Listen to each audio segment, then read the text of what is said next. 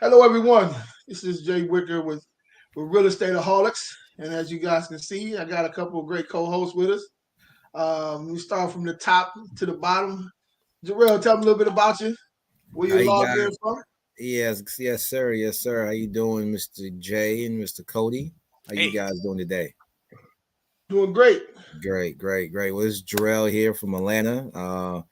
I do hard money loans, brokering hard money loans for any investor out there looking to do any fix and flips or refinances on their current investment properties, buying commercial properties. Anything that's dealing with anything residential where someone will stay, holler at your boy for any tips or a great loan that will facilitate your purchase and your renovations. So yeah, you hit me up at that email below at bpiquickloans@gmail.com and find me definitely on here every Wednesday. Absolutely. And he's very knowledgeable, guys. Very knowledgeable. Let's All go. right. So let's jump into this SJ. What's up, SJ? How you doing, brother? what's going on? What's going on, everybody? How's Hey, Great day to everybody be doing? alive, man. man. Yeah. Got last week I had my wisdom tooth pulled, so I wasn't in the right mind to come on here. But I'm right now. I'm right Yeah, now. You know what I'm saying? yeah, absolutely. So tell me what you do, where you logging in from, all that good stuff. Oh, yes, sir. Yes, sir. This is Sean Jones from S&J Property Group. I am a wholesaler. I wholesale real estate out in New Jersey and Alabama. I also teach wholesaling real estate to people who are new to this arena. Let them know that wholesaling real estate is the gateway to other real estate possibilities. I do it. I am an investor as well, so I have investment properties here in New Jersey, and I used or I leveraged the strategy of wholesaling real estate and the capital to be able to do it. So yeah, man, I'm here. I'm here to any questions you have, anything. I'm here to be able to provide my value, and I appreciate my brother over there allowing me to have a voice. Thank you so much, sir. Yes, Man, sir. listen. Hey, and he's very knowledgeable. Go to his channel. You see what he got going on over there. He's very busy too, man. So salute to you guys, man. Yeah, Cody Cox, how you doing, brother? I'm doing great. Yes, this is Cody Cox. I am a fund manager with Bridge City Factors. We're a little different because we invest in real estate notes. So I don't invest in the real estate property itself. I invest in the paper that is secured by the real estate. I do that not only in my self-directed IRAs, I also do some consultings in fund management or note management for other people. But I also am the fund manager for a Regulation D 506B fund.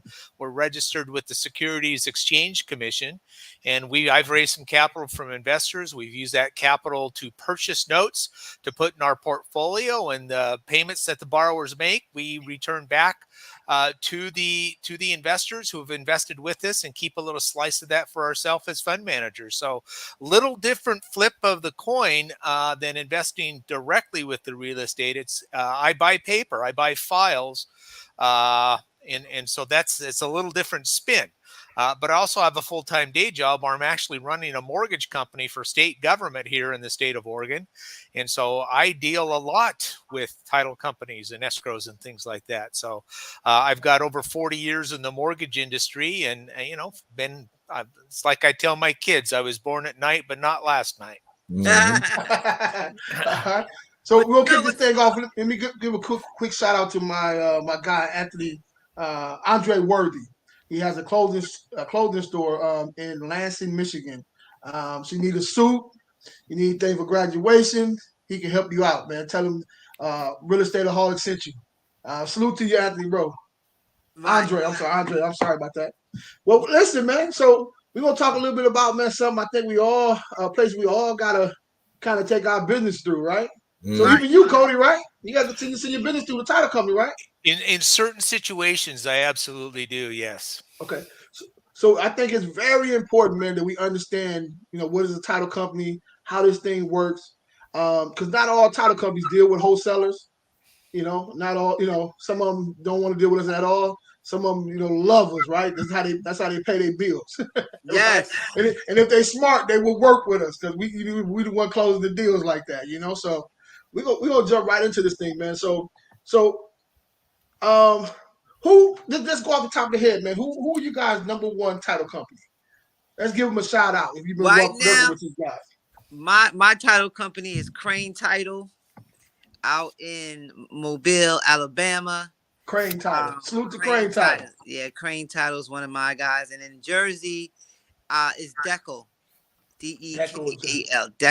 Deco Title. So those are the two that I deal with. And man, a title company is very essential in the wholesaling space. Yeah, definitely. It's definitely critical. And if you get a right one, that is investor friendly or whatever the case may be, you could be able to, break bread with them in a way that other wholesalers aren't doing, which means that, sometimes people just lean on the title company to do transactions. Yes, but they are your go-to for buyers. So it's just like, you just got to have you got to think creatively and not only that, but you got to be able to gel well with with the title companies. Like I have a good relationship with my title companies because I know if I need a buyer, they'll give me one. Hey, people sleep on title companies when it comes to them buyers, man. But think about it. If you're a buyer, you're going to go through a title company, right? So we're going to give some tips on how to go about getting that done, man. I think you let the cat out the bag. Oh, I did. No, it's all good. You own it, bro. You own it. You own it. My shout out goes definitely out to Nancy Wasden at Wasden Closing Attorneys. They are absolutely some go-getters for investors. Anyone in Georgia, definitely look up Wasden Group. I would get the correct name, but the owner is Nancy Wasden. Like you can get close, like you said, with closing attorneys and making sure that you come priority, getting your closing scheduled quickly and efficient time for everybody, going above and beyond, mobile notaries and signings, all that jazz. Like they are the last stop before you go and cash that check. They are the people who write your check. Actually, huge, man. Huge. Very. What about your relationship?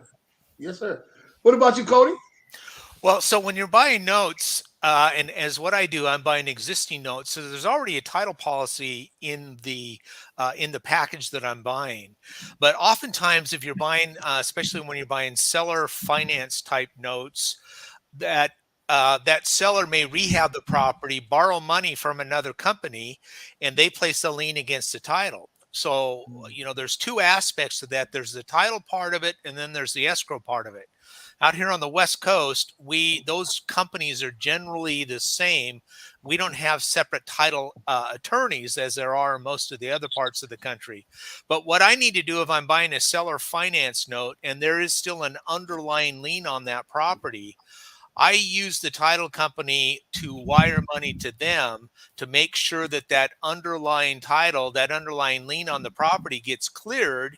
And then I get a reissue of the title policy that shows that being cleared. And so in that instance, we use it kind of after the fact because there's already an existing title company on the package that I'm buying.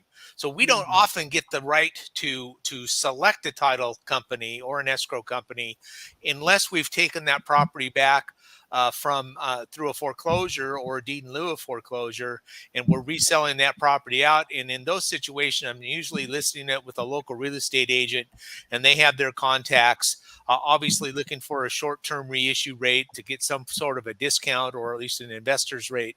But that's how I generally use those. It's not so much in securing something because there's a title transfer, but there is a note transfer or an endorsement to the note with an assignment of mortgage. So it's a little different. Again, a little different aspect when you're dealing with notes. Absolutely. And so one of the title companies we use is Chicago Title here in the Dallas-Fort Worth area, man. Very, it's how you run across that title company, man. You just send your paper over to them and everything's taken care of. That's what we go through now, But if you ever been on the other side of that and you're dealing with a title company that don't know what they're doing, it can destroy your deal. Yes. It can destroy. I've had it happen. Yes. I've had it happen, man. It's like reached out to one title company in Michigan. I can't remember the name of the title company. I'll put him on blast, but called him up. I had never worked with him before. Said, yes, we definitely do. We definitely work with wholesalers. We do this. I'm cool. Sent everything over to him. And only thing about it, it had to be done quickly. I couldn't date it out 30 days or whatever the case is. It had to be knocked out quickly. Probably 2 days or so before ready to close. Somebody called me back. Hey man, we don't do assignment agreements. We don't deal with this and do the deal. Wow. At the last second, right? So of course the seller's mad at me. You got the investor that's mad at me. You know what I'm saying? And I was JVing this deal with one of my students at the time. He probably was mad at me too, But I'm like, right. So now I'm left holding the bag, man. So again, when you get ready, you get your title company, or you want to work with somebody, that work with a title company, whatever. It's important that you drill them to make sure they know what they're talking about. Yeah, you need to ask them some questions. Yeah. It's like a relationship. It's like a relationship. Absolutely. You're dating somebody. You got to make sure that you are compatible, that their core values match with yours. You know what I'm saying? It's all a relationship game. And one thing I like about the diversity of this panel is that even if, Cody does notes and, Jarrell does, mortgages and lends money. It's all that the stream of consciousness is one and the same, which is real estate. It's just all branches. Like that's how vast, that's how much opportunities are on this one tree. There's so many branches of the same thing. I mean, even if Cody's doing that, it's still real estate. If Jay is doing that, it's still real estate. If Jarrell is doing this, it's still real estate. Commercial. I'm doing commercial, so it's still real estate. It's still real estate. So again, I like the diversity of what we got going on here, and title. Even though we have different positions, we still got to mix and mingle with title. Doesn't matter. Facts. So true. So here's the question then. The question is, so what is a title company, and what do they do? So let me read out the kind of the definition, and we just kind of dive into this thing, man. So a title company may help protect you from your past ownership conflict with homes or real estate property. The title company verifies that the seller has the legal right to sell the property to buyers. A title company issues policies called title insurance that protect homeowners and lenders from conflict like title claim that may arise from property previously owned. Right? So the title company doesn't work for me, it doesn't work for them. Right? It serves as a person that stands in between to make sure everything that we agree upon is satisfied on both sides. Right? So let's kind of chop that up a little bit. So what is the title? I already kind of said it, but what is the title company, and what do they do? So one of the things I've always said about title companies, it's the only type of insurance that you can get that insures something that happened in the past. Everything else, every other type of insurance, whether it be auto insurance, homeowner insurance, any kind of insurance, happens on something that could happen in the future. So that's one way to balance that out of what a title company does. Wow. I'd never thought about it like that, but that is so true. That's true. Yeah. So they go back, maybe 60 years or something like that? Well, it could depend on how long the title chain is and, all the things that are involved there. And so it's an interesting thing to think about because title insurance or any sort of insurance has to deal with risk.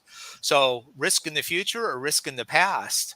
Yeah. So and if you look at a title policy or even a preliminary title policy, all the conditions or exceptions that are part of that. We'll insure this except for this, except for this, or except for this. So there's items that need to be cleared and off that title policy or off that preliminary title policy before they'll actually issue the final policy. And so that's what it does for us in the note business. We're looking at things on that are affecting title that may impair our title holding when it does actually transfer title from either into my name or from me into another person's name. And we're looking for those items that need to be cleared off title to give us a pure type of insurance. I just came back. Are you guys talking about exceptions? I mentioned that briefly, Gerald. Yeah. Okay. Yeah. What is a title company and what do they do? Yeah. So basically, I'm sure Cody, you went through it in good explanation. So just a brief summary, basically, just make sure that anything that's lingering on the properties, claims, anything like that um, are brought to light during your purchase or transfer of title. So those things could even be rectified if needed to be by being paid or assumed if that is the buyer's choice in certain cases, of course. Um, and they basically deal with make sure you have title insurance so those type of things don't affect you entity or personally wise. There's things called I said this before in another podcast we had, title insurance, working with they will have that put together for you normally. So just speak with them about that in particularly and make sure that you attend the closing. That's basically I think when I think about title companies, they are the bridge between the buyer and the seller, right? They are that bridge, and sometimes you may need to be able to help them in that bridge. Sometimes you have me in that communication. I always tell my title companies anything that I can do. Is there anything? Most of the one in Crane Title, he was like, "Yo, I got it. Don't worry about it. Go on to the next one. We got this one." They may have those that are like that, but then you have those that may need you to reach out to the seller because they can't get in contact. Now, mind you, the title is the most important for you to get that check. So it will behoove you to help out in that process if need be. Okay. So that means, if the title company can't get in contact with the seller, you may want to say, okay, let me reach out and let them know that you're reaching out to them. So you want to try to, be a help in that manner because, again, this will help move the process along in a seamless way. But again, title companies are there as a bridge between the buyer and the seller to make sure that all administrative tasks, whether it be judgments, liens, whatever it may be, it's resolved so that it can move forward. Facts. That's right on point, man. It's important to work along with them, right? It's important to do that. When I put together a deal, when I get ready to send everything over to the title company. I also send a quick email attached to it with everybody's information on it. Here's the buyer's information, email address, and everything. Here's another number that person said to contact if they get in contact with this way. I give them everything that they need. Here's my information. Here's the stuff. So we send it over to them and say, hey, you got any question, if anything changed, you need me to do whatever it is, please don't hesitate to call me, right? Because I want to make sure I'm still the tied to this deal. No matter how busy I am, I know this deal is not a deal yet until it actually, or it's not a closed deal until it actually closed, right? So we don't want a deal to get to the title company and then all of a sudden it runs out of gas because we didn't get back with them in a timely manner. Yeah, they can find you. Yeah, definitely. Get your title requesting early. A lot of buyers buying properties with cash don't really pay too much attention to the title report. There could be water liens on there that it has to be paid, and it's going to come up. It should come up typically in a normal transaction with a closing attorney. Anything that needs to be paid to the county, to taxes or whatnot, that typically should come up, but it's definitely a wrench when there's nothing. It's not spoken about until the 11th hour of going into closing in 2 or 3 days. So having that title request search put in early on in your due diligence while under contract with the property, both definitely useful. Okay. Absolutely. Yeah. So I think we kind of really touched on how important the title company is. So let's do these numbers, right? How many properties you think was sold? Well, what's the percentage of the properties that sold in the U.S. go to a title company roughly? What would you say? What would you guys say? I ain't looked the numbers up, so I'm not trying to trick you or nothing, but how many do you say? And what's the percentage of people properties that's closed go to a title company roughly? I would say 90%. 99. I would say 99 because that's who records your title. Yeah. the county. I don't know any other way. I don't like to speak on all be all, but shoot. Like, Well, I didn't know a closing attorney would close on Saturday until I asked. right, That's true. That's true. That's true. You got closing attorneys out there too. That's so right. true. That's what I was gonna say is that there's title states and there's attorney states, right? Yeah, I'm an attorney state. Yeah. Right. So you may have a closing attorney as opposed to a title company, right? So Yep. again, um, it's very likely. Well, my state is title. I'm a title state, and Atlanta's a title. I mean, Alabama's a title state too. So it just depends on the state. But it's Yeah, we should still, have hit on that beforehand, though, Sean. That huh? there's a difference. That all states don't have like a title agent, and Right. we should have hit on that a long time ago. Because Right. sometimes in certain states you have a real estate attorney working in concert with Facts. a title agent. Uh, So in my state, I'm sorry to cut you off, but we definitely need to backtrack on that for anybody crossing the lines, because I just realized unless you guys did when I stepped away. No. Okay.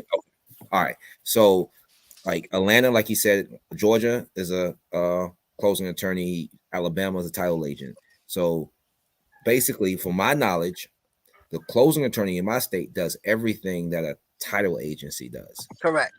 Basically, short and long. And then in a title agent state, there's a title agent does certain roles about the title search and everything dealing with title, and the closing attorney, your real estate attorney, does everything with like contracts. How they work together, I'm not typically on those phone calls, so maybe you guys can chime in together. Chime in. Well, on that. most companies have closing attorneys involved in them. Okay. A lot of them have closing attorneys, and it's in the same office.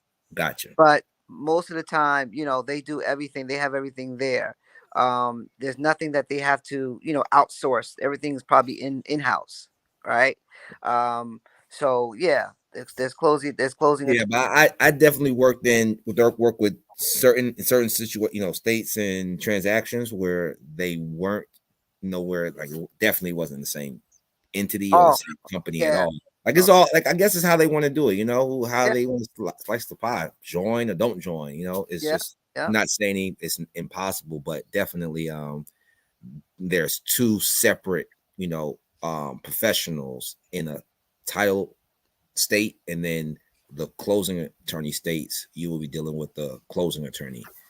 Here's one thing that's important that I want to mention too, is that, and some new wholesalers or people involved in the investing arena believe that when you send something to title to close, you're not the only one. Title companies, that all they do is closings. So it's so critical to be on top of your you gotta be, because again, they do 100 to a day maybe. So you may be on the bottom of the bet, so it's very important to just check in. Hey, what's going on? How did the title come back yet? Things of that nature. No, ask those questions, because again, you leaving it to them, they have so much that they do. All they do is closings, right? So you want to make sure that you're at least, visible, that they see that you are really aggressive in the process. Mainly because typically dead deals are quiet deals. Typically, that's the numbers they look at. Like if I'm not hearing from this buyer, the seller, after requesting things for a couple days, I'm not going to chase them for days and days, asking them to send in their articles of organization for their closing, or any other documentation. So definitely be involved, especially you realtors out there. Yeah. So Jay, let me just add something here, because your original question was like, what's the percentage of transactions that use title insurance? And I think it's less than what we would think. And for this reason, for a couple of reasons. One is there's a lot of private sales that go on between people that, don't know that they need title insurance. And I see it fairly frequently where, father selling the house to his son, or a piece of property to his son, and they just execute a deed. They run down to the recorder's office and have it recorded. There's no title insurance on anything like that. The other thing I see from time to time is that when a county does a tax foreclosure on a house, and then they resell that house to somebody else, the county's not going to request a title policy. They're not going to pay for a title policy. So there's a transaction that occurs when there is no title policy issued on that. And sometimes the people who buy that property have trouble reselling it because there's no existing title policy on it. And so there's probably a lot more transactions that go on out there that are just, either by people who just don't know better, or they're a private family situation, or there's some sort of municipality or county entity involved, that there's a deed that records that transfers title, but there's no associated title policy that gets issued at the same time. Yeah, Yeah. Definitely a lot of people like. Yeah, I definitely can see that. Yeah, absolutely, that's so true.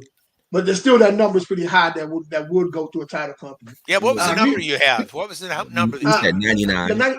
99. We had a person just reach out to us. He said it was 97. I think he said 97. Yeah.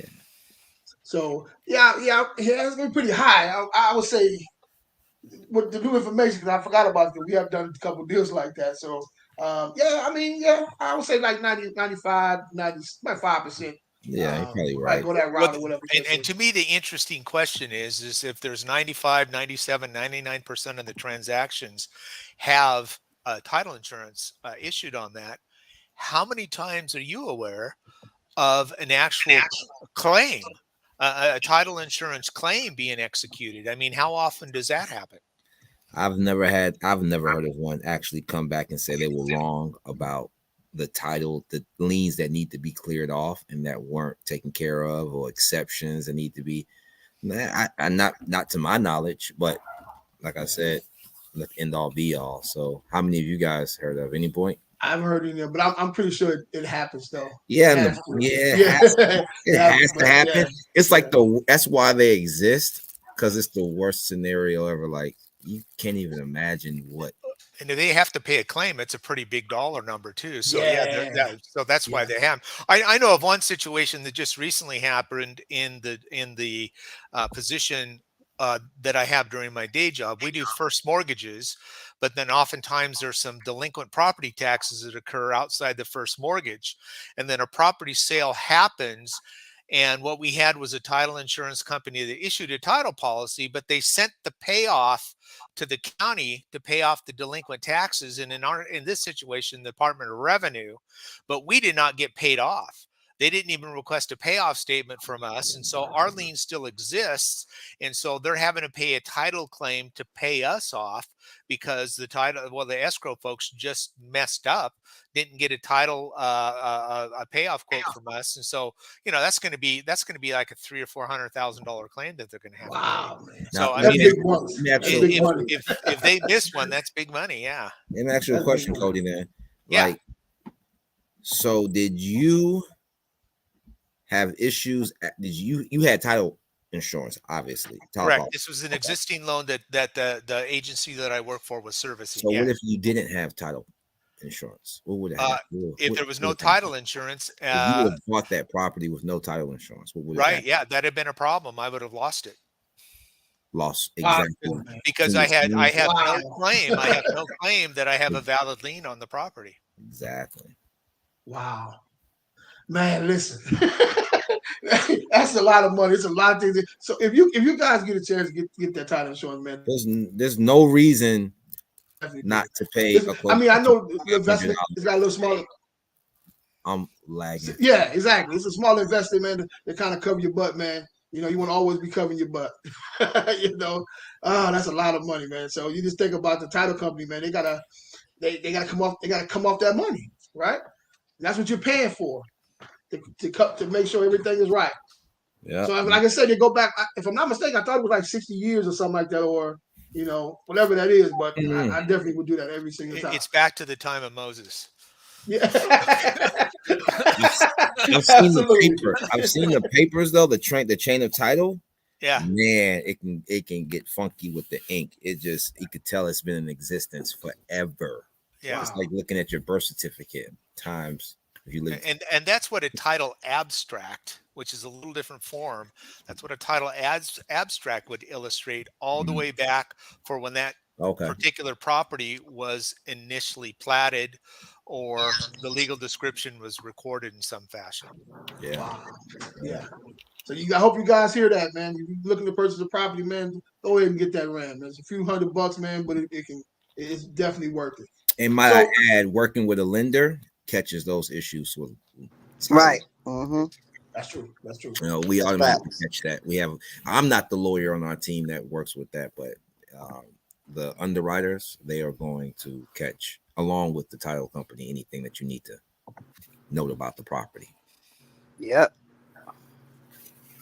He says, Vernon said, Blue, he said, making sure always do your home on each deal is Need key. some homework. Yeah. Yes. Do your homework. Homework on each deal is key. That's what he's saying. Yeah. Okay. Okay. Okay. Yeah. Man, salute to you, brother. Salute to you. Definitely. So let's switch this conversation a little bit, right? So, all right. okay. So Jarrell, Mhm. you guys signed here, and Cody and me, we all about to put us a big pile of money. We're gonna own us a title company. How do we go about doing that? Let's mine that out real quick. I know it's on the fly. Let's see if we fly people, so we can do it, right? Yeah, definitely. So let's put us. No, okay. He said yes. I'm sorry. No, it's all good, brother. It's all good. It's all good. So what do we do here? So what are the first steps of you that you guys can imagine in your head would be the first steps in owning their own title company? I would say form a LLC, form an entity, right? Okay. Form an entity. I'm sure that you have to develop, or in certain areas, you have to see if you need a license, right? True. And figure that out. Yeah. It's really, I don't think it's that difficult to Escrow fund. You gotta have reserves and funds and all that good stuff. That's okay. Oof. What are we thinking for money to the side? What are we thinking roughly? I mean, Cody was talking about a couple $100,000 right there. He messed around and messed up one of the policies, right? We talking about a couple $100,000. So how much we need to have a stockpile of cash ready to go? You think? Well, I think the other big part you need to have of that is an errors and omission insurance policy yourself. That's very important. That's really going to be the source of capital if you make a mistake, and it has to pay off. You have to cover your insurance. So the errors and omission policy is going to be the biggest deal on that. Mm-hmm. You're still going to have operating capital, of course. But the other thing that's a big thing is you're setting up is you're going to have access to a title plant. Because having years and years and years of documents to be able to access that, or otherwise you're spending a lot of time, or you're hiring somebody to spend a lot of time to go into the county. And if you're trying to do multiple deals simultaneously, one person can't go into the respective county, especially if you're an area where there's multiple counties. So having access to a title plant is what's going to be indicative as well. A pretty important part of it.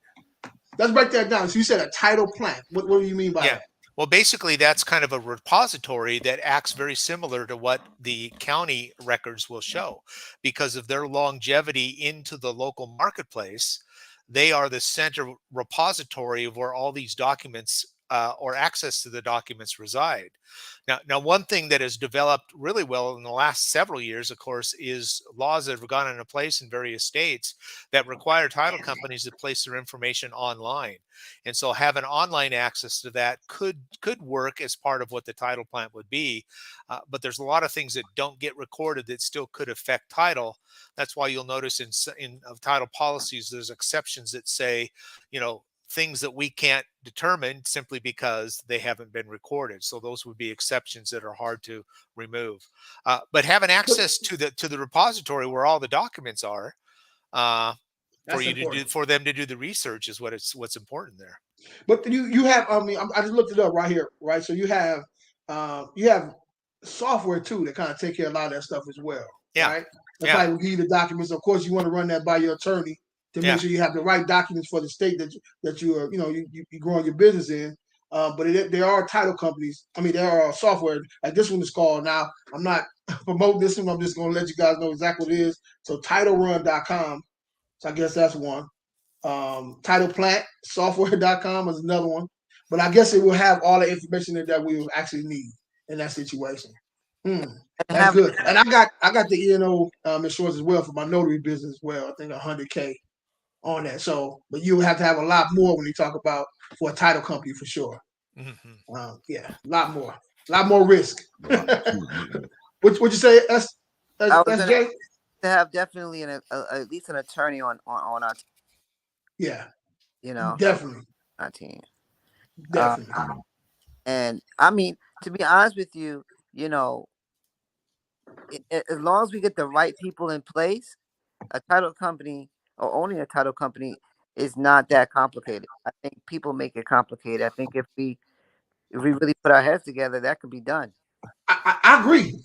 Listen, man. The amount of money that these title companies are making, right? So I'm a mobile notary as well. So I'm a notary signing agent as well. So I'm dealing with multiple title companies, and the numbers of closings, the closings that they have on a daily basis, it's crazy.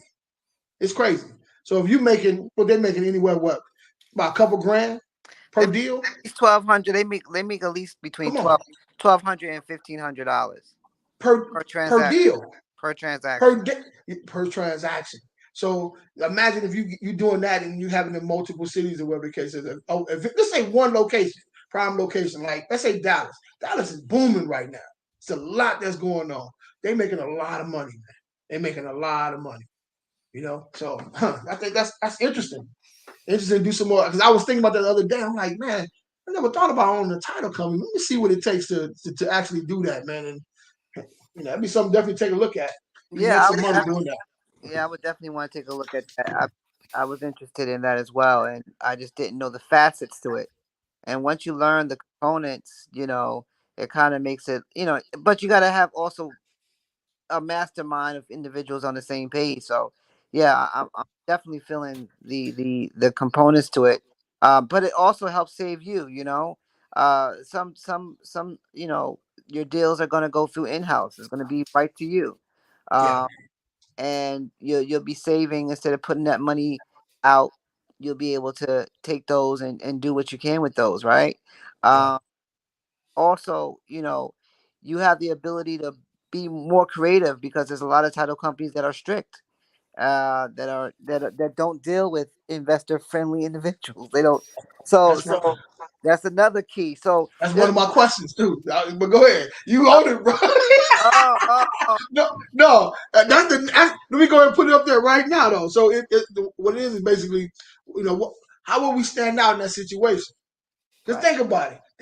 I may, when I'm opening into a different market, I may call maybe 10 different title companies that don't deal with wholesalers at all, right? That's a market waiting to happen. I know some people are getting away from it or whatever, or scared of it or whatever the case is. But if you're in that area that's closing those deals, all the people come to you. Yeah. There's a million wholesalers out there. Yeah.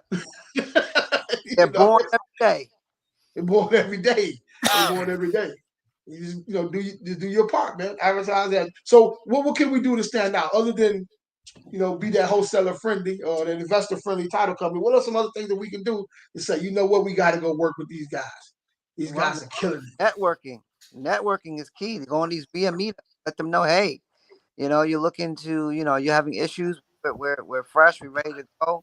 But networking is key in any type of involvement, and let them know that we're just not a one pony show title, one show pony, whatever they call that. Hey, what how they say it? I messed it up. But we're just not one transactional type of deal, right? We do other things as well. We may do notes, maybe doing other things. I don't know. Yeah, mobile notaries being specializing in that would be one thing.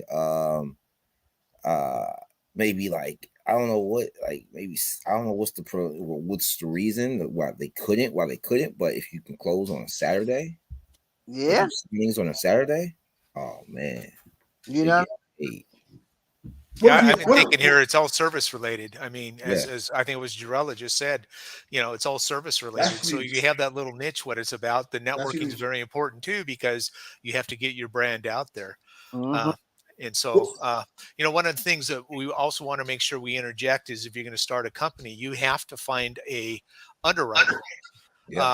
somebody who is going to underwrite your title policies. And so, whether it's the First American, Chicago Title was mentioned earlier, Fidelity's a big company, Stewart Title's a big company. So finding those underwriters that are actually going to underwrite your title policy is an important step, and they're going to have certain requirements before they will become your underwriter. And that's one of the things you'll have to do is figure out what does it take, what sort of financial statement am I going to have to provide to you for you to become one of my underwriters for my for my title.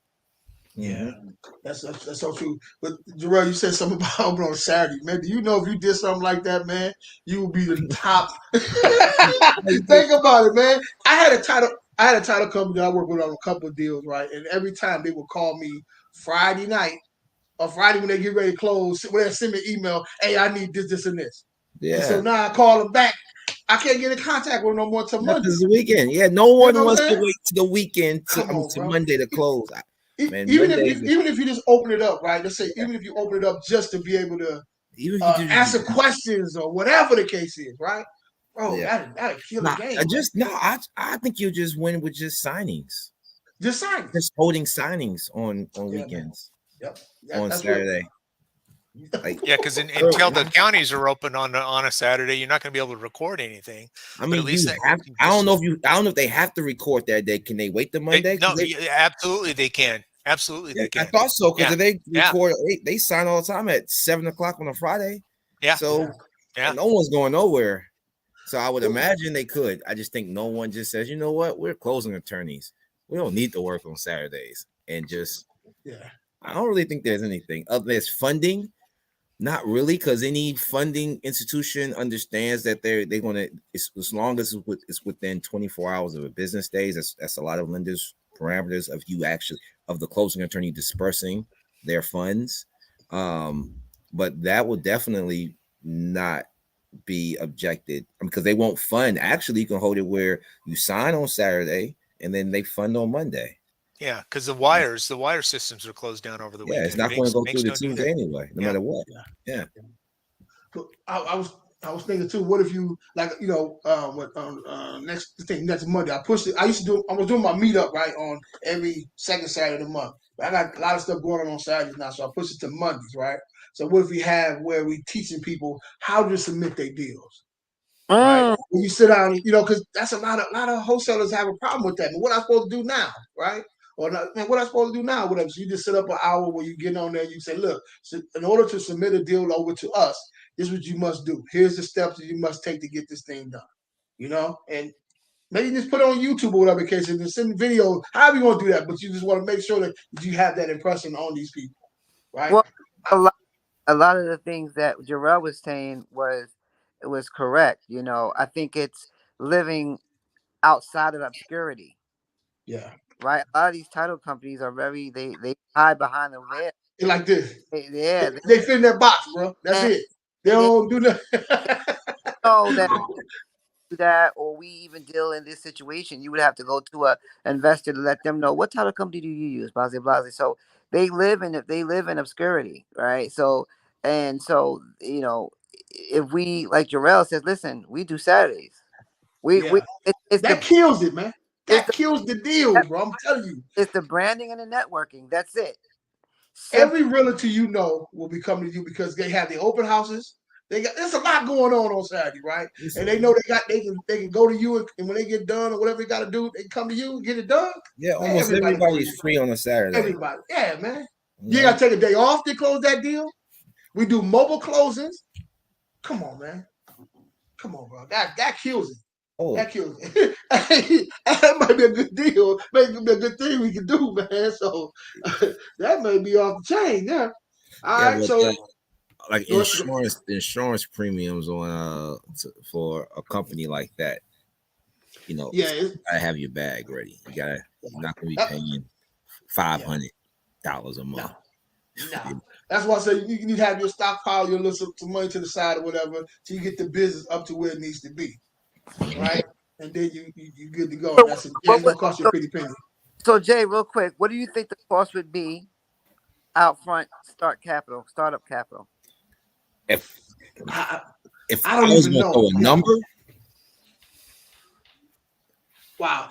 Let's At go through a least, number seriously No, that will pay for all of the surfing. roughly, yeah. At least a quarter mil. Damn.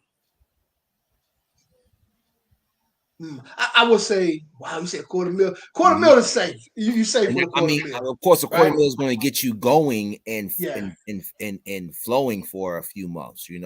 I'm not saying like that's just boom, but Yeah. To, But the people we gotta hire, right? You gotta hire. You gotta get the brick and mortar, whatever the case is. So we gotta have somebody. We gotta get some underwriters together. We want to get decent underwriters, right? That's important. Like, matter Cody of fact, said, the the next one. heirs insurance is the big is Yeah. pretty much that. I can imagine that's their hefty big bill alongside with their, if not leading on their all their other expenses. But it's worth it, of course, because like you said, they're doing about $1,200 per deal and doing shit. I've heard them doing about 60 to 80 in a day. Like, that's amazing. People coming and going like Starbucks, man. You know how Starbucks is nowadays, man. I live by Starbucks, man, and I swear they're doing something illegal in that place, man. I mean, from the time they open up to the time they close down, it's like this, constantly through the drive-through, man. So, but that's how it is a title company. When you go in there, man, they got schedule you in there, get you a few minutes, get you up out of there, and somebody else coming right behind you all day long. But like I said, with that Saturday, man, I don't see it being a problem really getting clients, man, at all. Because nobody's doing it. What end up happening, we'll start a trend to where everybody's doing it in order to compete. Right. That's what end up happening. That's definitely what happened. Yeah. Like within a year. Anyone noticed? Yeah, definitely. Yeah. That's how everything starts. That's how loan terms get changed from lenders and opportunities. Once one lender stops doing something, they look at each other like, wait a second. Yeah, man. What we need to do? What we doing to So but it can go back and forth though. It goes both ways, with that. So we're talking about $250,000, right? It's ways to raise that money, man, or leverage that, right? In a way. Let's say we was able to come up with 100, right? We can probably quickly find an investor who's willing to put up the other half and put it into the side or whatever, just in case we need it or whatever, by giving a portion of what we got going on, right? So it's something that can be done when it comes to that. But now it's about that raising that 100K. Right. You know what I'm saying? We could definitely do that, man. Cause that's something I would do. If I see, okay, you guys got a niche, you got going on, right? You guys are actually investing in yourself. You're actually closing deals, which means if you're doing something in this Dallas area where we live at or whatever the case is, or where we do our thing at, we're going to have at least your deals coming through here. We streamline this thing, right? We got to have a whole bunch of people working for you. We streamline it, and we open on Saturday. We got our niche, man. We got our money backed up. Let's go, guys. Yeah. You know what I'm saying? Give that person some upside, because he putting the money up. And let's go. We got skin in the game with 100K already. So we ain't playing. We ain't just saying, give me the money and hope it works. We invest in money too. So we got something to lose as well. I don't see that being an issue. You got to also partner with the I don't know, you got to partner, or at least hire the correct professionals, because that's important. Anything that you do, like you said, why is it important to hire a great underwriter? I didn't even see that, but that's exactly very important. The key things: the underwriter, the attorneys, even the researcher, right? Even the researcher, because if the researcher mess around and he missed something, we held reliable for it, right? Yeah. So we got to make sure that they're taken care of as well. All right, I'm going to say this. Okay. Been sitting here kind of saying, should I say this? You guys all working too hard. Okay. Because you guys just mentioned something for me. This is Cody now, okay? At this stage of my career, my life, I want to be the investor. You guys go out and do all that sort of stuff. That's fine. You got energy for it. I just want to be the investor. Here's my $100,000. I want 9% back on an annual basis. There it is. There it is. That's what I want to do. There it is. All I want to do. So I say that somewhat tongue in cheek, because again, it goes back to you to figuring out, do you want to be what's called an enterprise company, which building a title company is an enterprise company. You've got to get the staff, you got to have the telephones, you got to have the computers, the printers, hire an underwriter, all that sort of stuff? Or do you want to build a lifestyle company where you're just living off your passive income and you can do what you want when you want, however you want to do it? So that's the difference that all four of us have to make, plus everybody else that's on this call, is what level of investor do they want to be?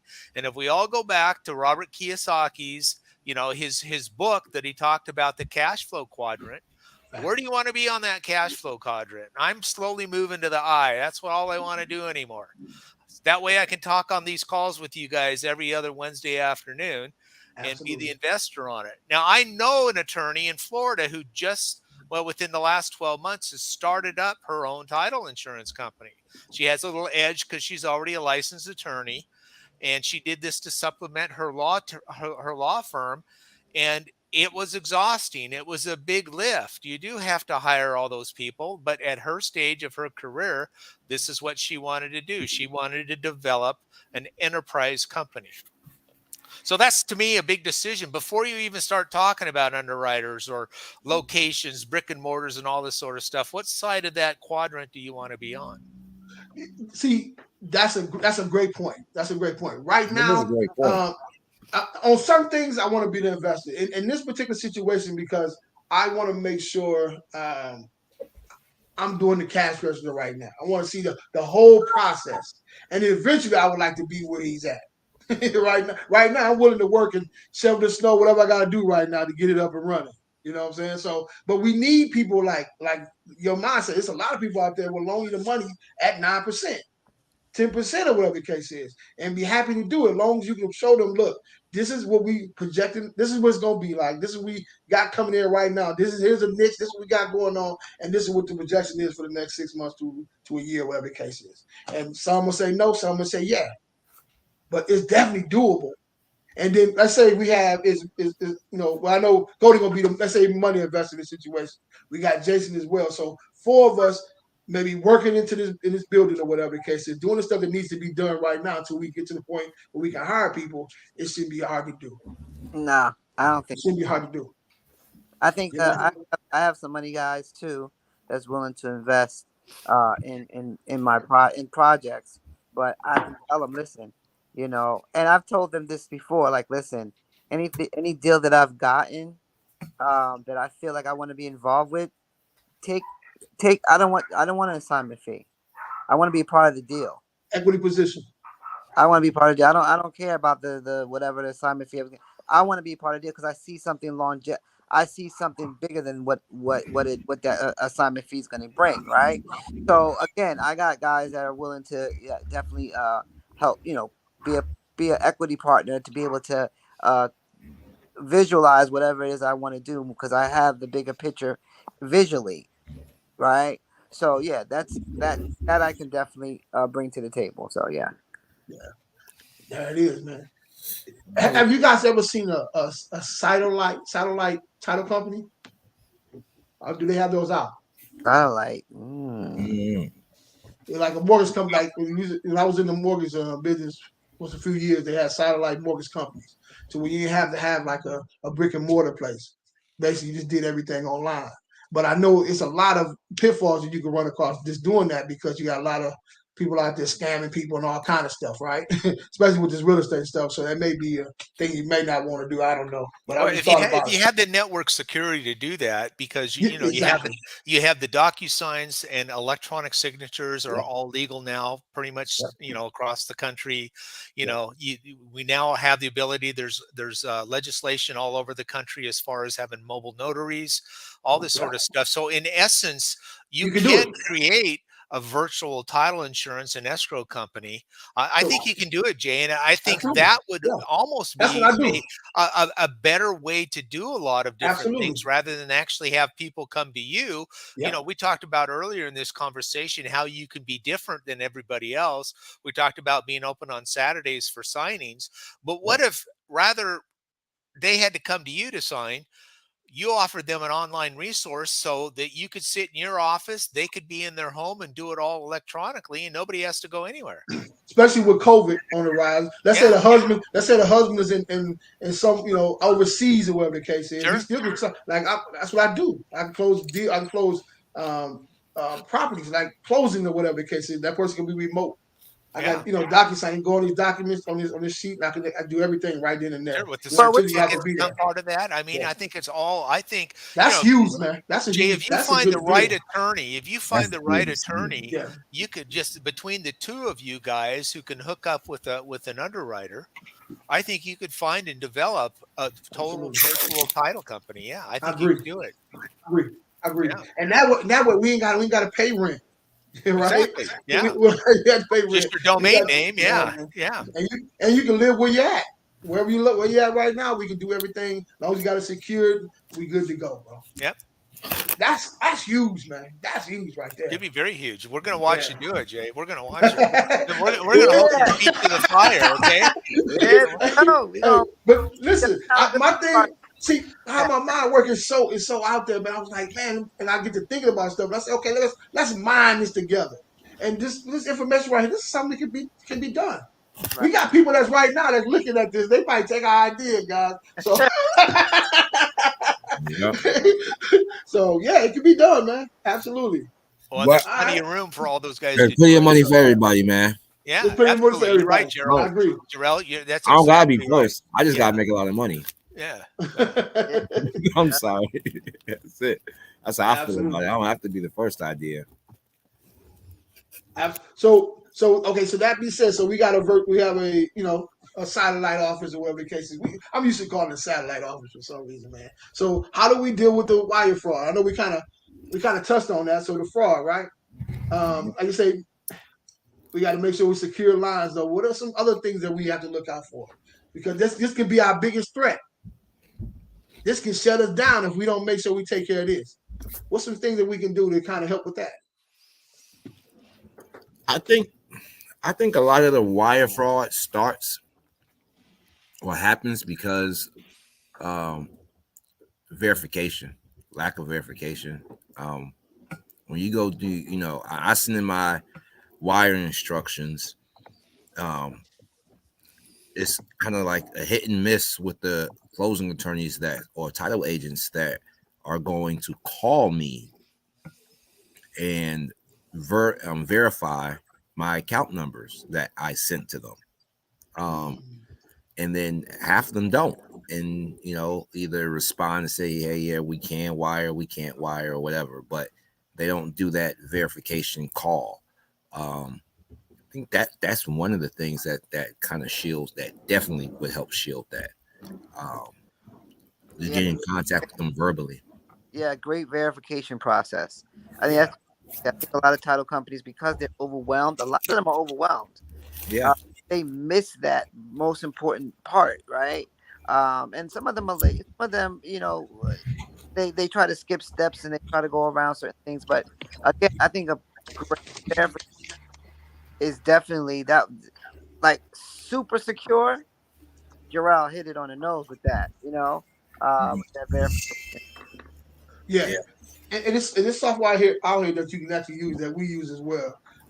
But here's the thing. I know we kind of touched on this. I think Kobe kind of touched on this a little bit, but the mobile notary guy.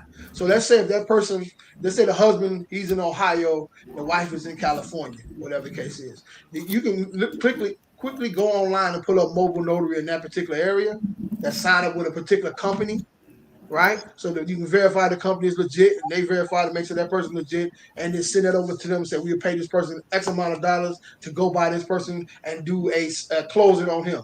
Yeah. Right. And then that person must overnight that back to us, and within day or two or whatever the case is, and have another notary that's in California do the same thing with her. Right. Yeah. So that notary, when he goes in there, he's verifying the ID. It's a lot of different things that he has to do to verify this person who that he say or she says she is, or whatever the case is, and it's stamped by that notary. Yeah. Saying yes, he is who he say he is. Right. Based on his documentation. So that's huge, man. Yeah, so, that's huge. I use mobile notaries to get a seller to sign in a contract. Yeah, and they use the ID. The person has to bring an ID, like you said, Jarrell. They got to show an ID. I mean, Jay, they have to show an ID. I got everything back. I got even the stamp. I got everything. They Yeah. emailed everything. I paid $45 for it, for her to go out there and put it on the contract, schedule the appointment. So yeah, mobile notaries are actually huge, Great. They're and great, man. they're huge, and they're being used more Yes, now sir. than I more than love it. COVID Yeah, opened it COVID. up for Yeah, us, bro. yeah, I It love opened it it up for us. Yeah, man. because Absolutely. now no one has to live near the actual closing table. Nope.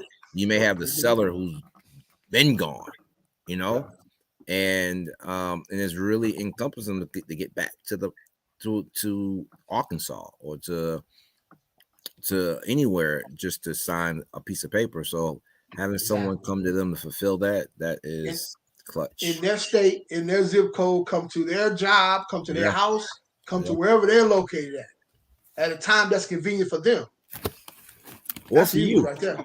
It's got to be convenient for them, 'cause wherever they at or wherever the case is, that's the service that we provide for them, No, right? what I mean is or for the buyer. Excuse me. What I mean. It's exactly. Yeah, Exactly. the seller or buyer. Man, I think we minding this thing out here, man. You don't have to worry about Cody, getting we might need to come someone get that so now. 100K, Okay, Cody. so let's put this in hot. Let's put it. I just thought about how we could put it in A what water we said burns. and to help, right? So the mobile notary, when you're doing your skip tracing, you finding leads and whatnot, you wholesaling, you don't have to be afraid of finding sellers that aren't in your area because you can still utilize a mobile notary to get to them. And have that solution already planned out because it's going to come up. Hey, how I'm going to get to the closing table to sign with you? You know, I'm 80 years old and I don't like to drive no more. I got it. And then this just builds confidence. And also you then solve a problem that they once had with another buyer for their property that wasn't going to use open notary. So I'm sorry, Terrell. go ahead. No, I'm done. You put that in your tool bag and keep. I've had a couple issues when I'm dealing with an older person. I'm looking to wholesale their property, and so I send them an email. Of course, they don't know nothing about technology or anything like that. So you get a notary to go by there and get them to sign the documentation, get it sent back to me. That solves the problem, and they want to see it. They want to see it, right? You know what I'm saying? Look, what time will you be there? Normally they get home, they hit whatever they had to do, got home from church or whatever the case is, and everything laid out right there. And plain English. They go ahead and sign and get them a copy. He take that bad boy and send it right back to me. He actually can fax it to, well, not fax it, but take a picture of it and email it to me right quick while he's sending me the other thing overnight, so I can have the original. Yeah. Right. And so a little fee to do that, man, it's worth it. It's well worth it, man. Absolutely. And it's the cost of doing business, bro. So one of the companies that I'm working under is One Notary is a good place. Another notary company as well. So you guys have documents that need to get done. One Notary is pretty good. But just go online and pull up mobile notary services out there, man. It's tons of them out there. Tons of them out there. So I've been kind of getting away from it for a minute, man, because I got too much going on. So I just want to let you guys know you can definitely get that done. And then when I get back under my feet, you can call me where I can get it done for you too. But for me to leave my home, I'm gonna charge you a pretty penny for me to leave my home, though. But yeah, man, it's something we definitely can do, man. Let me see here. What's another one, man? So let's talk about some of the money that you can make as a title company, right? I know we kind of touched on it lightly a little bit. So what are some of the fees that title companies charge, right? What are some of the administrative fees? Administrative fees, the fees to do what they need to do the research, to get the title, to get the binder, right? All those things. So I mean, you can definitely rack up in fees, right? But again, ethically, right? But there are fees, administrative fees, and things you have to do in order to the paperwork, the reaching out to these different systems to be able to get that information, to go out and talk to the seller and just make sure that everything is pretty much wrapped up in a bow. Those are fees that are associated with the property. I mean, with the service. It's a service, so there's going to be fees. Another thing too. So when you do send that notary out, that money don't come from the title company. He charges that to whoever's buying that property. right? So if it's $100 or whatever the fee is or whatever the case is, it's being charged to that actual buyer. So he don't lose money in that.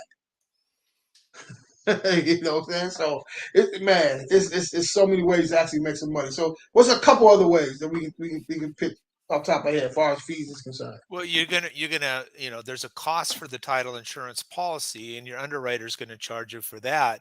So for releasing that, there's gonna be a surcharge on top of that. So it could be something like cost plus 20%, cost 25%.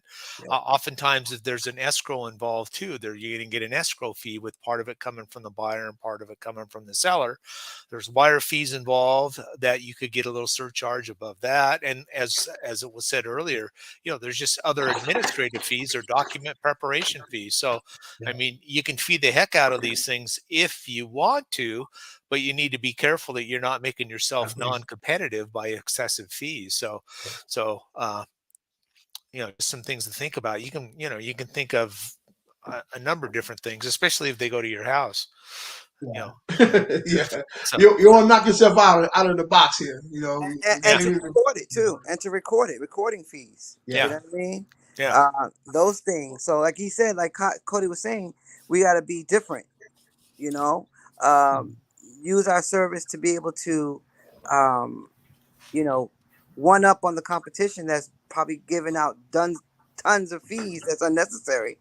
We can be able to curtail ours to be able to adjust to the investor. Yeah, man. Yeah. I mean, even from that's a service fee, man, for being open on Saturdays, being able to take care of some different things on Saturdays. Yeah. People will pay that Yeah. premium, man. Yeah. Right? That could be a huge bread and butter right there, man. I agree. So, listen, man. So I think we kind of mine up, way through that deal, man. I think a title company is a great asset, man. I would love to see the behind the scenes with a title company. Just kind of see what goes on, Let's do it, Jay. Let's do it, Joel. Let's do it, Cody. Yeah. Yeah. So listen, man, this has been a good one, man. What you guys think, man? Yeah. I enjoyed this. This is fun because I think we all got into something that we don't have the utmost expertise in, but every one of us have had our own touch of this, and we were able to bring that, and so we're going to all enjoy watching you grow your online title insurance business because, you never know. Because we have challenged you. Absolutely. And I love a good challenge too, man. I do that. If any of you guys want to come on the REI, so I'm just relaunching this REI meetup. It's online, so where I'll be, we'll do like maybe an hour or so where we talk about some different things about real estate. But we're gonna have some people that's on there that does a lot of different things in real estate. So we do it once a month for like an hour and 15 minutes or whatever the case on a Monday evening, and see if we can, grow each other's business, man. So if you guys got time to jump on, if you don't, just at least send somebody that way, man, and let's grow this thing. Right. So I know everybody. The next one's when? Next one's when? The next I ain't put it in my phone. I think it's Monday. This Monday coming up. Okay. So it's supposed to be this Saturday, but I got some stuff that's going on Saturdays now, man. I'll be really kind of pressing. But so Mondays at 6 p.m. Central Standard Time. We'll jump on there, man, and give some people some games about wholesaling and some different things. But you can go on there if you got a deal that you want to pitch, you go in there and pitch a deal.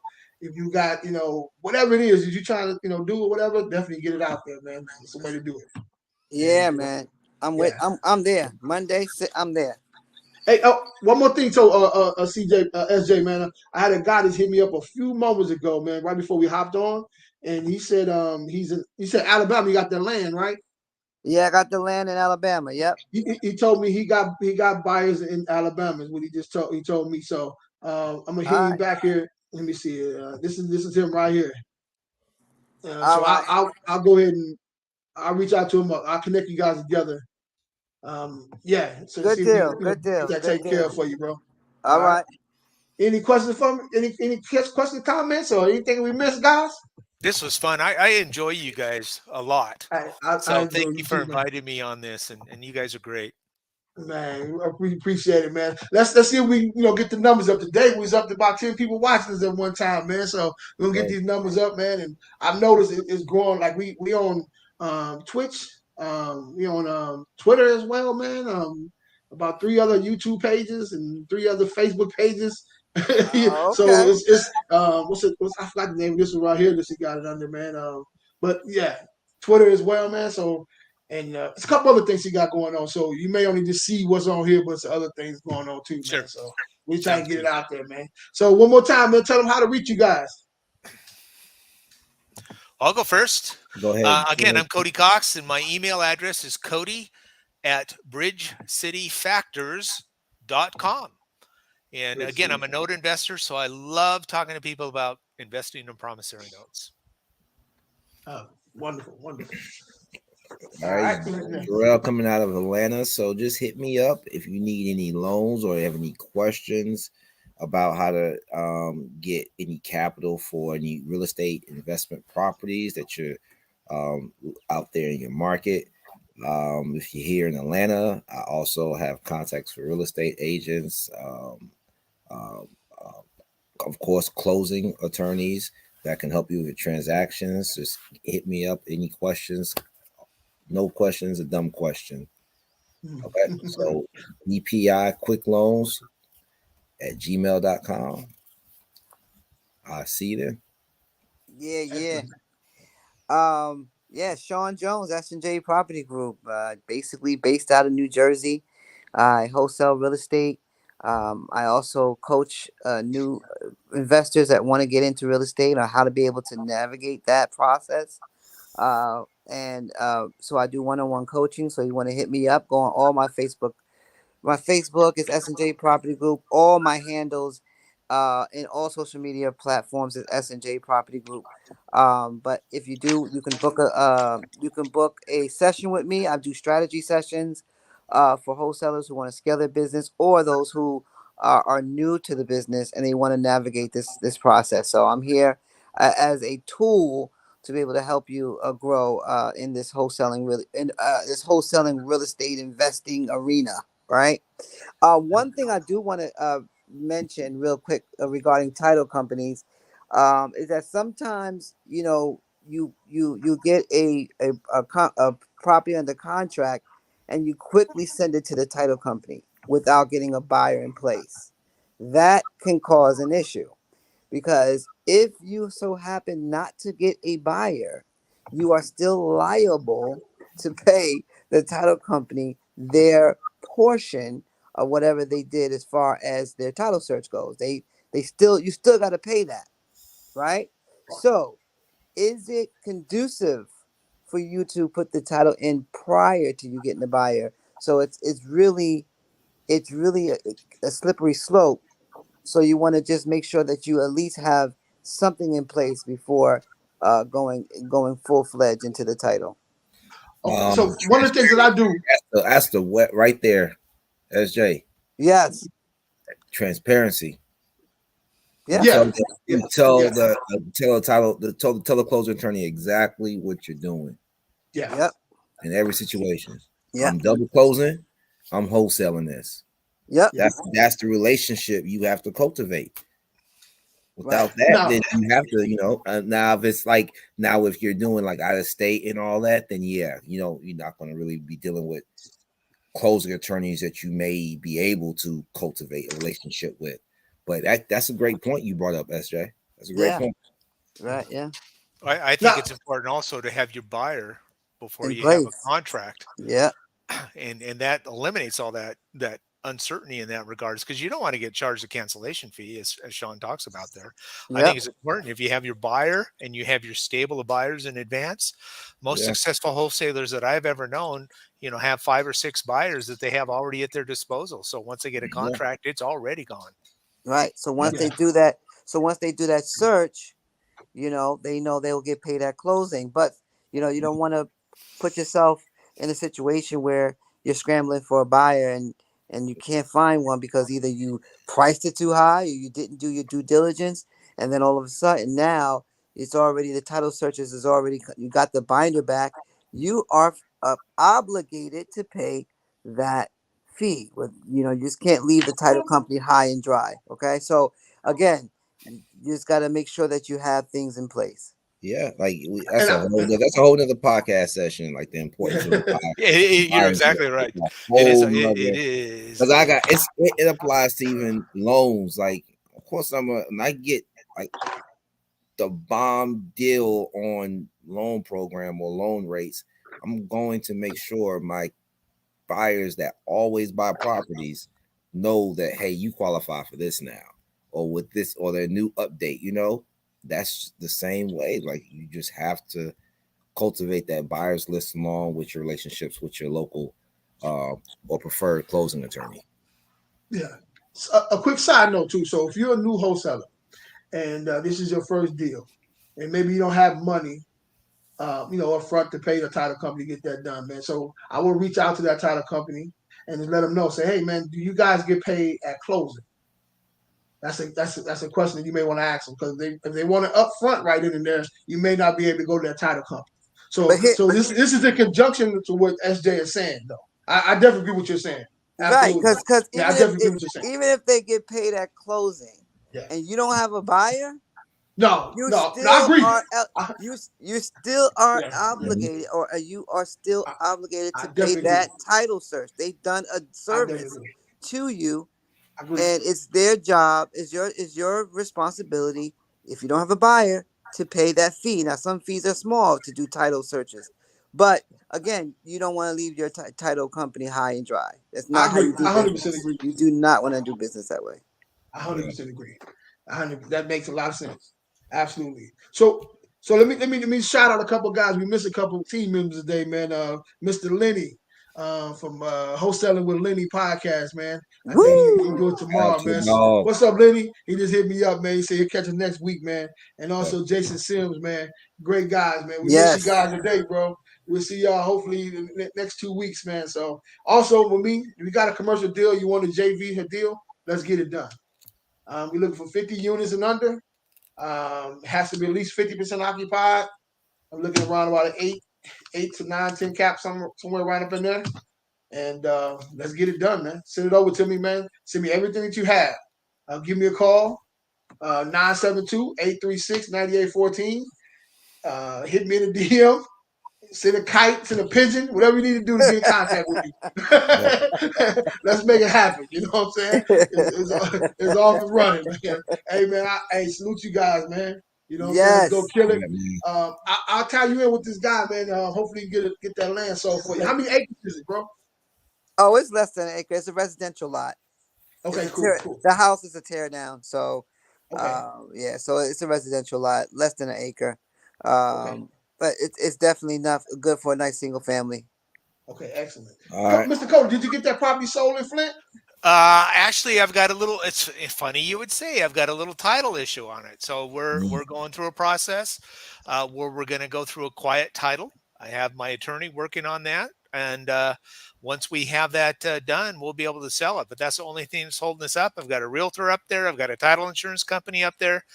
We're just getting this blemish on the title removed, and then I'm ready to go. Okay, cool. Now, if one more thing too, so if you guys know anybody who have a service has something to do with real estate that want to get on here and tell us what they do, maybe you can add some value to what we got going on, maybe interview them or something like that. Tell them to come on, man. Let's talk to them. Okay. Yeah. Okay. Hey, man. Salute to you guys again, man. Appreciate you guys, and let's go kill the rest of the week. Let's go.